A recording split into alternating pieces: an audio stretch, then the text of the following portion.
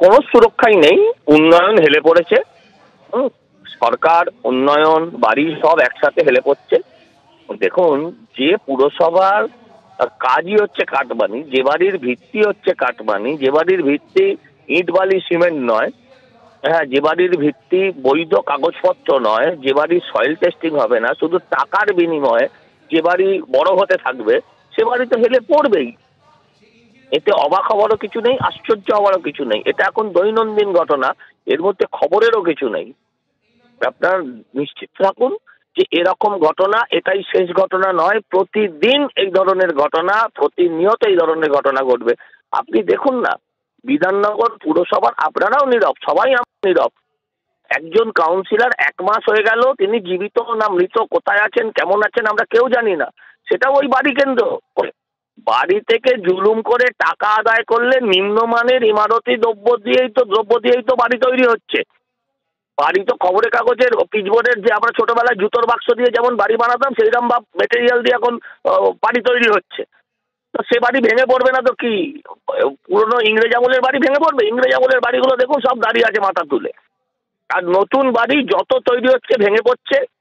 আর mayor শুধু দেখছে। মানে এখন নগর উন্নয়ন মন্ত্রী বা ওখানকার মেয়র দেখবেন এই বাড়িটার ভিত্তিটা কবে স্থাপন হয়েছিল, সিপিএম আমলে না তৃণমূলের আমলে, সেই সব নিয়ে উনি বলবেন। আর কি বলবো এটা নিয়ে?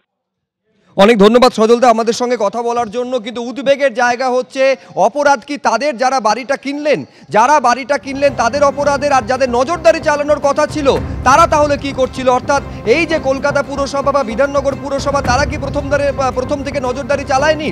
যখন অবৈধ নির্মাণ শুরু হচ্ছে, আজকে বলা হচ্ছে বাড়িটা ছিল অবৈধভাবে নির্মিত, তাহলে অবৈধ নির্মাণ যখন শুরু হচ্ছিল তখনই কেন আইনি পদক্ষেপ নেওয়া হলো না? এই প্রশ্ন তুলতে শুরু করেছেন স্থানীয় বাসিন্দারা। অর্থাৎ গত কয়েকদিনে অন্তত 4টি দৃষ্টান্ত এরকম সামনে এসেছে, যেখানে বাঘাযতীনে বিদ্যাসাগর কলোনিতে বাড়ি হেলে পড়ে। সেই হেলে পড়া বাড়িকে যখন সোজা করার প্রক্রিয়া করা হয়, ঠিক তখনই বাড়ির নিচের অংশ হুড়মুড়িয়ে ভেঙে পড়ে।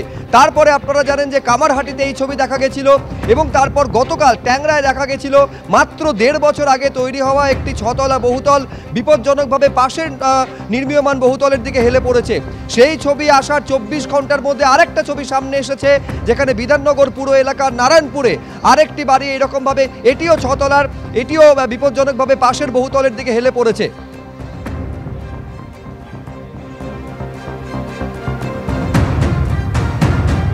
ফোনে আমরা এই মুহূর্তে যোগাযোগ করতে পেরেছি যাদবপুর বিশ্ববিদ্যালয়ের কনস্ট্রাকশন ইঞ্জিনিয়ারিং বিভাগের অধ্যাপক পার্থপ্রতিম বিশ্বাসের সঙ্গে। পার্থদা, এই ছবি ধারাবাহিকভাবে গত 8 দিনে অন্তত 4টে দৃষ্টান্ত দেখা যাচ্ছে, যেখানে বহুতলগুলো হেলে পড়ছে একে অপরের দিকে। সমস্যাটা কোথায়?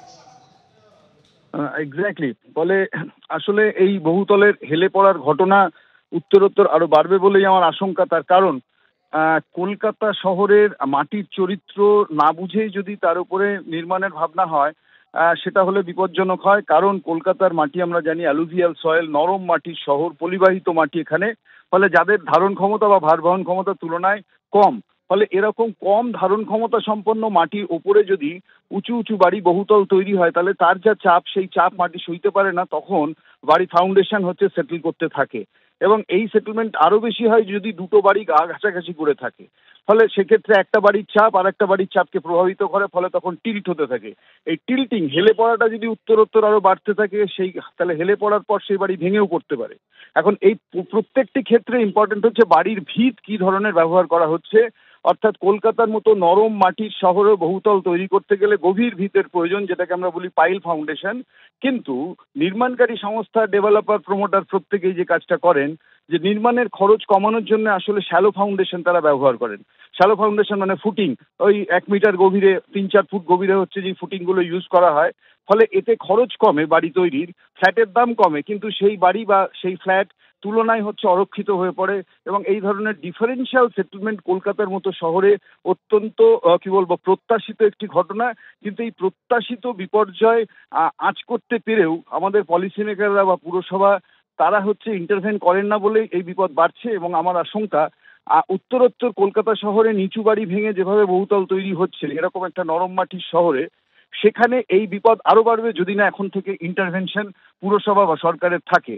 ফলে এই নগরায়ন বৃদ্ধির সাথে সাথে আমাদের এই শহর জুড়ে বেলাগাম বহুতল হচ্ছে যেভাবে, তাতে এই বাড়ির হেলে পড়া বাড়ছে। এবং তার সাথে আমি একটা পয়েন্ট অ্যাড করতে চাই, এই হেলে পড়াটা আরো বিপজ্জনক পরিণতির দিকে যায় যদি নির্মাণকারী সংস্থা এই বাড়ির বিম, কলাম, ফাউন্ডেশন, স্ল্যাব এক্ষেত্রে যে লোহা লাগে, যে কনক্রিট লাগে, যে নির্মাণ সামগ্রী লাগে, সেই মানের ক্ষেত্রে আপোস করে বা সেগুলো যদি কম পরিমাণে দেওয়া হয়, তখন অল্প হেলে যাওয়া বাড়িও বড় বেশি ক্র্যাক করে যেতে পারে এই নির্মাণ সামগ্রীর ঘাটতির জন্য বা তাদের মানের ডাইলিউশনের জন্য, এবং সেক্ষেত্রে পড়েও যেতে পারে। ফলে এই বহুবিধ বিষয়টাকে আপনাকে মাথায় রাখতে হবে যে কলকাতা শহরে বহুতল নির্মাণের প্রচেষ্টা যদি হয় সেটাকে বিবেচনায় রেখেই। অথচ আনফর্চুনেটলি আমাদের শহরে এই বাড়ি তৈরির উপর নিয়ন্ত্রণ যে পুরসভার আধিকারিক, ইঞ্জিনিয়ার, জনপ্রতিনিধি, তারা প্রত্যেকেই হচ্ছে যে, আমি বলছি যে অদ্ভুত এক নীরবতা পালন করছেন বছরের পর বছর জুড়ে। ফলে এই শহর আরো বেশি অর্থিত হয়ে পড়ছে এবং এক্ষেত্রে আইনের শাসন ভাঙছে। বাড়ি ভাঙাচ্ছেই তো বড় বেশি চিন্তার হচ্ছে আইনের শাসন ভাঙা। কারণ আমি বলছি এই আইন উপেক্ষা করে, সয়েল টেস্ট না করিয়ে, ইনঅ্যাডিকুয়েট স্ট্রাকচারাল ডিজাইন করে যদি এইভাবে শহরে বাড়ি হতে থাকে এবং পুরসভা পদক্ষেপ না নেয়, তাহলে আমি বলছি যে একটা বিপদের মধ্যে শহরের মানুষকে কার্যত আমরা রাখতে বাধ্য করছি। এবং আমি এইটুকু বলতে চাই যে কমপ্লিশন সার্টিফিকেট পাওয়া একটা বাড়ির মানুষের এটুকু অধিকার সরকার বা পুরসভার থেকে, যে নিরাপদে একটা বাড়িতে সে বাস করতে ঢুকছে, পয়সা দিয়ে কিনে, একটা ফ্ল্যাট কিনে, সেটুকু নিশ্চিত হওয়ার অধিকার।